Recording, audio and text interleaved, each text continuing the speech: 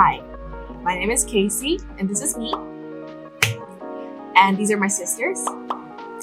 As you can see, I am the big sis of my family, and I always wish that I had my own older sibling myself so that they could tell me everything and just figure all my shit out for me.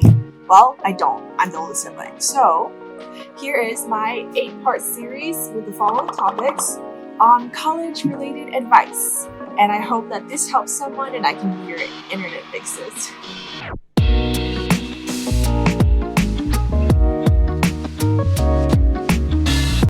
Hi all, welcome to part 4 of the Big Sis College Advice series. This one is about friends and relationships. I'm really excited to do this one, and please stay tuned till the end because I feel like my most important and my most sensitive ones are at the very end. Thank you. This video is divided in 2 parts. The first part is friendships, the second part is romantic relationships.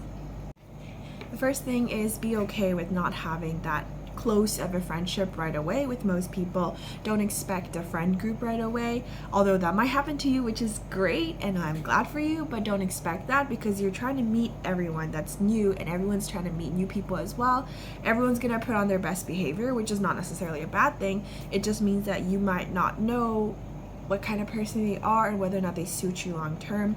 Also, remember that in high school you have 4 years or more to develop very long and close relationships with your friends, but then in college you're still, when you first start out, you're just trying to meet new people and you're not going to immediately click or have the same experiences that you would have with your high school friends. So don't expect a friend group right away. Be okay with that, and your friend group and the people that you're most comfortable with will naturally come.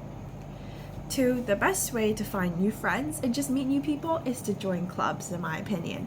I think you can join recreational, professional, academic clubs, like whatever that is that you like and you're interested in. When you spend a lot of time and energy with people that are like-minded and interested in the same things as you are, there's like a special bond that will form. Like, for example, with me, I'm in my school's Taekwondo club, until I tore my ACL. But I would say some of my favorite people at Hopkins are at the Taekwondo club because we get to practice together, work out together, compete together, and it's just like a very special bonding experience. And it's also great because you'll meet like upperclassmen when you're in clubs. So don't just stay in school, like go out and try new things, join clubs, do fun things, join activities. 3, similar to the previous point, go to classes and create like study groups or study sessions with your fellow classmates. Schedule it, and that's really a good way to bond as well because you're struggling together to pass the test, and you'll learn a lot from other people and people will learn from you, and then that's one way to make friends. 4, don't be afraid to take initiative. Remember that when you're first going into college, everyone is feeling just as lost as you and everyone wants friends, right? But everyone's a little scared as well. So like the worst thing they can say is like, no, I don't want to be your friend, but no one's gonna actually say that. So go out there, ask people to hang out, say, I think you're really cool, like from what I've heard, like I would like to talk to you more and hang out more, arrange it. People will appreciate you taking the initiative, and that's how you're gonna filter out who you think is going to end up being your long-term friends, and that is a good way to do it. 5, don't be afraid to say no to social Sundays that either don't bring you joy or you're uncomfortable with. Obviously, try to take yourself outside of your comfort zone sometimes, but if you find that's not something you're repeatedly not comfortable with or repeatedly not enjoying, then don't do it. It's fine. Don't worry about it. Number 6, be intentional. What do I mean by this? Well, this is probably the most like mind-blowing thing that happened to me. It's just that in high school you're so used to having people forced in the same proximity. Well, at least that was my experience. So it was weird to me that you actually have to like put a lot of effort into maintaining friendships, as in actually schedule it so that all your friends and you have some time where you guys are not busy at the same time. Now this might just be a me thing, and I'm sorry if it is, but it feels like the more you adult and the older you grow up, the more your schedules with your friends differ, and you might not necessarily be in the same classes doing the same things all the time. So you have to be intentional, like literally schedule time in your Google Calendar to do stuff together. It's so weird, but it will really help. Even if it feels like you're losing a bit of that spontaneity that comes with friendship, it's better that you maintain one than get caught up with everything else. Number 7, once again, this might just be a me thing, but I think it's kind of fun to make it a point to remember your friend's birthday and celebrate it. It's also nice when people remember yours, and like in college, it's kind of easy to feel like you're just kind of lost and not seen sometimes. So it's nice to like do that for someone else, you know? Put it in your calendar or something. XYZ date is so-and-so's birthday. Oh, mosquito. So-and-so's birthday. Like, buy a little gift or just a little surprise here and there, and I think that could go a long way. This is kind of related to point number 5, but don't be afraid to cut off or like stop hanging out with people that you're not a big fan of. Just remember that in college you'll have access and options to so many people, and like you can literally just stop seeing someone and never ever talk to them again if you don't want to. Like, you don't have to see them. You probably won't see them on campus unless like you have the same classes and sit next to each other or something for whatever reason.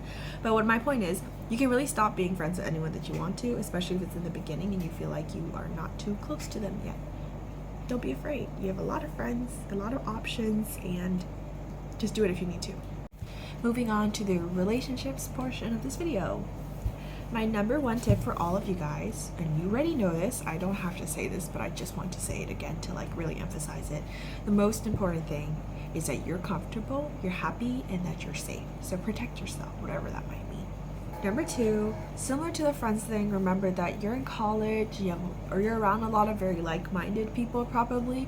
So remember that you have very many options. Don't be stuck on one person. Don't be upset if that one person isn't the right fit for you, because you have plenty of options and you'll probably find someone else that is. Number 3, don't be in a rush to get into a relationship. I think there's kind of this like funny trend where I swear like every spring semester of freshman year, all of a sudden everybody is in a relationship. And it makes a lot of sense, but just remember that don't be in a rush. Take your time to find someone that suits you best, unless you really want that and it'll make you happy, then like by all means go for it. But remember that you have the option to take your time, and that it'll probably serve you better if you do. Number 4, on the complete opposite note, if that is something that will build your confidence, that you think is good for you and won't like harm you in any way, then just go for it. Like, this is your time to be your best, your boldest, your most brave self, and if that's what will boost your confidence and your happiness, then feel free to go for it. And putting yourself out there is a priority that you have, then just do it. Just remember to like protect yourself, like physically and also emotionally when you're in that process. Otherwise, it's fine. The next 2 things I want to talk about are about protecting yourself in relationships that want to go a little bit further, such as like sexual relationships. This may include some potentially sensitive and triggering topics, so if you want to skip it, feel free to do so. And I'm going to go in 2 parts. The first part, I want to talk a little bit about protecting yourself from STDs. So for some context, I volunteer at Hopkins with this group called Violet, and it's talking about like reproductive related stuff for young adults and adolescents. So I'm used to giving this spiel. You can also go ahead and check it out yourself if you want to see like the information that I talk about. Basically, if you are considering entering a sexual relationship with someone, I think it's a very like mature thing to do, to talk about past sexual history, mainly to figure out if STDs are a possibility, and also to get tested regardless. Even if you trust your partner, you're in a monogamous relationship, and you trust your partner with your whole heart, like it doesn't hurt if you're sexually active to go every 3 to 6 months and go get tested for STDs and do whatever's necessary to like cure them if you have any, okay? But the best thing, obviously, is to protect yourself in the first place. And the only way that you can protect yourself from STDs is a condom. So you might want to consider exploring the different sorts of protective barriers, and also birth control that's most appropriate for you if that's what you're interested in. And yeah, do all that. I'll have the Violet Project thing linked below. I'm not trying to advertise it. I just think it has a lot of like useful information, and it's very digestible information too, so nothing that'll be like too hard medical lingo for you to understand. Just go ahead and read it, and that's all basics that you should know before you enter a sexual relationship. Especially if you have multiple partners, the stuff I'm saying is even more important. The other type of protection I want to talk about may be triggering for people, because I want to talk about sexual assault a little bit. I think that in terms of sexual assault, there are probably like 2 broad categories. The first one is when people like blatantly assault you, knowing like that it is assault and you don't have consent, everything. I'm talking about, for example, someone drugging you at a party and like taking advantage of you. That's the first type. The second type of protecting yourself from sexual assault, that's a better word, is to always be aware of your boundaries. For For example, your partner might try to coerce you, manipulate you, guilt trip you into pushing your boundaries one at a time until you end up doing what they want you to do against your own comfort. So for the first type, the way to really protect yourself is always make sure that you're in a safe environment and with people you really, really trust. And also to make sure that you always have your consciousness, like not in complete oblivion. There's really not much that I can say for that besides, be aware of your surroundings and be aware of how much substances that you can use before you reach that point of like being completely unaware of the situation. Make sure you try to go with people that you really trust, and if you ever feel like your tingly spider senses are going off, that something's going to be wrong, then get out of that situation as soon as possible, There's really not much else I can say, but besides like be hyper aware sometimes and protect yourself and go with people you really, really trust, and also sometimes not to trust so easily. That's pretty much it. Regarding the second situation, just remember that like people that try to push one boundary at a time will do so in a way that will probably make you feel like you owe it to them, or that to make you feel guilty, or to make you feel less than. So remember that you're worth something, and just like,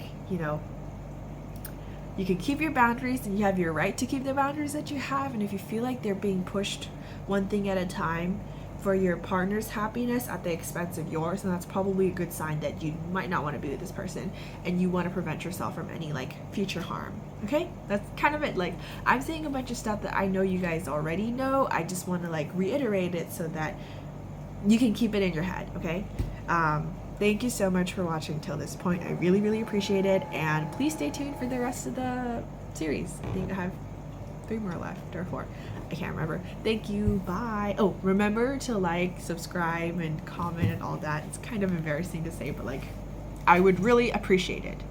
Bye.